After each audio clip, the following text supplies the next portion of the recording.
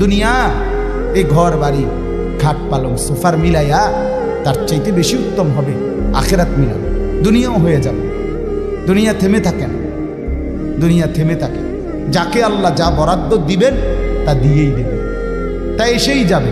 কসম আল্লাহ, আপনি শুয়ে থাকলেও আপনার জন্য বরাদ্দকৃত রিজিক এসেই যাবে। আপনি যদি বলেন না পরিশ্রম না করে তাহলে আমি শুয়ে থাকি, আসুক। না না, তকদির এভাবে লেখা, সিস্টেম আল্লাহর পরিচালনা। আমনে কাম করতেন, আমনের 14 গোষ্ঠী কাম করেন, আর উনি কাজ করতে চায়, ওই সুযোগ পাচ্ছেন। উনি অসুস্থ, উনি প্যারালাইজড, উনি পঙ্গু, তাহলে ওই বেটারে অচল করে দিল যিনি, আমনারে সচল করছে তিনি। কথা বোঝেন নাই আপনি? যে সহজ হিসাব। আপনি বলে না আচ্ছা আমি ঘুমাই তাই সাই করতে এই বাদ, আপনি আপনার বাপও তো ঘুমাই থাকতেন না। আপনার তকদিরই তো এভাবে, আপনার রিজিকই তো আপনাকে কোথায় নিয়ে যাবে, ওইখানে নিয়ে যাবে।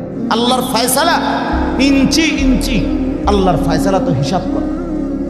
যে পরিশ্রম করবে সেটাও লেখা, কে পরিশ্রম করবে না সেটাও কি আছে, লেখা আছে। আল্লাহ বুঝ দান করে।